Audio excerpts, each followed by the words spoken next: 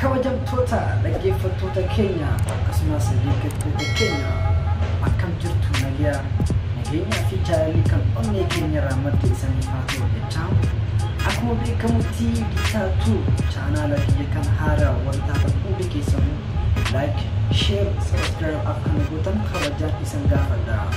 Akkuma beekamutti addunyaa kanarra waan garaagaraa baay'ee nama ajaa'ibsiisu akkasumas amanuuf illee baay'ee kan ulfaatu hedduutu jira.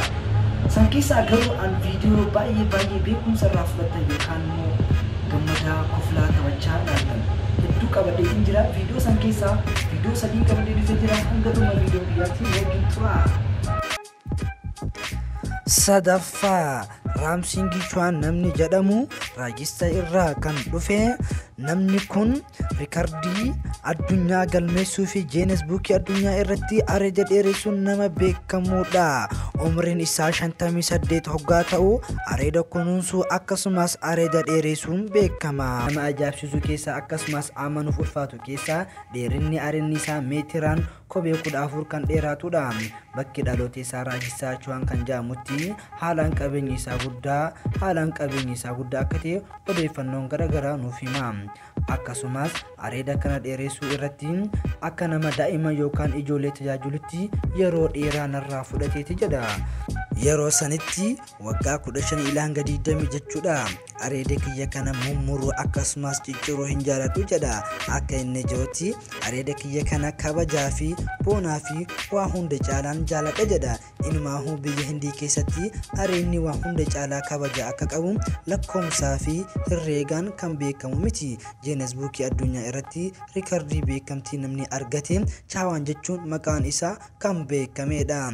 Namoonni baay'ee hedduu ta'anillee isaa wajjin areeda dheeressuu irratti dorgomanillee isa injifachuu hin dandeenye. Akka inni jirutti garuu ani yeroo jalqabaatiif areeda kana kan hin dheeressu riikardii addunyaan cabsa jedhee yaade hin beeku jedha. Amma garuu namtichi kun areeda dheeressuu isaarraa kan ka'e footoowwan garaagaraa bakka seenaa qabanitti ka'uudhaan beekamtii nama argate jechuudha.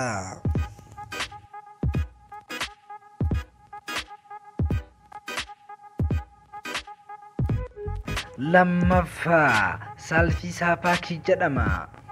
Bakki dhaloota isaa Sarviyaa hoggaa ta'u Salfiisaan Paakii kuni nama elektirikaa jechuun nama beekamuudha.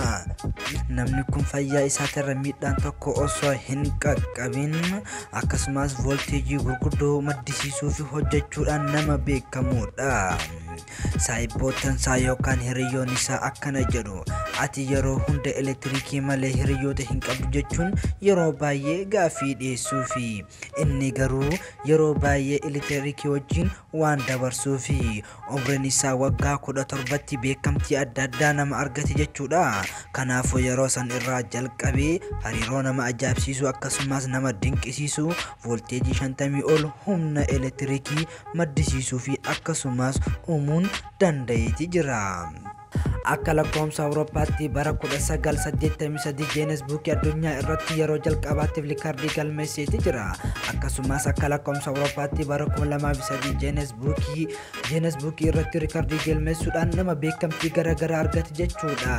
Ilaa hanga ammaatti saayinsistoonni addunyaa kanarra jiran hundi isaaniitu elektirikii hojjechuun namni kun akka itti hojjetu beekuu hin dandeenye. Humna elektirikaa daddabarsuu fi to'achuu irratti waan nama ajaa'ibsiisu kan hojjete keessaa takkaffaa ampoolii ibsuudha, lammaffaa nyaata bilcheessuudha, sadaffaa bishaan uwwisuu fi kan kana fakkaatu hojii gaarii hojjechuun nama beekamtii gaarii qabudha. Akka odeeffannoo garaagaraa irraa argannetti jeenetikii hin qabu jechuun namni kun dafqaa fi hancufa hin qabu jechuun saayinsistoonni addunyaa kanarra jiru amananiiti jiru. Takkaffaa Michel Lutito adoolessa 15 bara 1950 kan dhalate yommuu ta'u lammii biyya Faransaay. baay'ee waan nama ajaa'ibsiisuu fi akkasumas amanuuf kan ulfaatu waan namni hoggaa nyaate du'u inni immoo nyaachuun nama beekamuudha. Ilaa hanga ammaa wanti inni nyaate keessaa sibiilan akkasumas qaruuraalee akkasumas gommaa nyaachuun nama beekamuudha.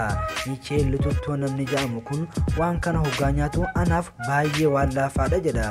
Garuu dhaloota ilma namaatiif baay'ee kan ulfaatudha.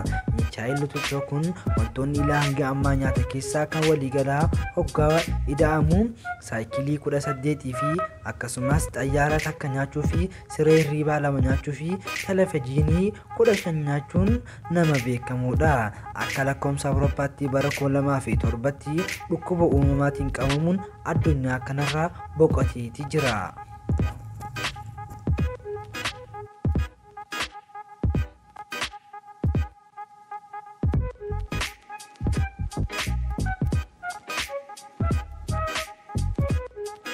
Video kanarraa waan gaarii akka argattan abdiin qaba. Gara fuula duraatti viidiyoolee garagaraa fi information garagaraa qabadheetiin dhufa. Yeroo muraasa booda nu eeggadhaa. Nagaan nuuf tura.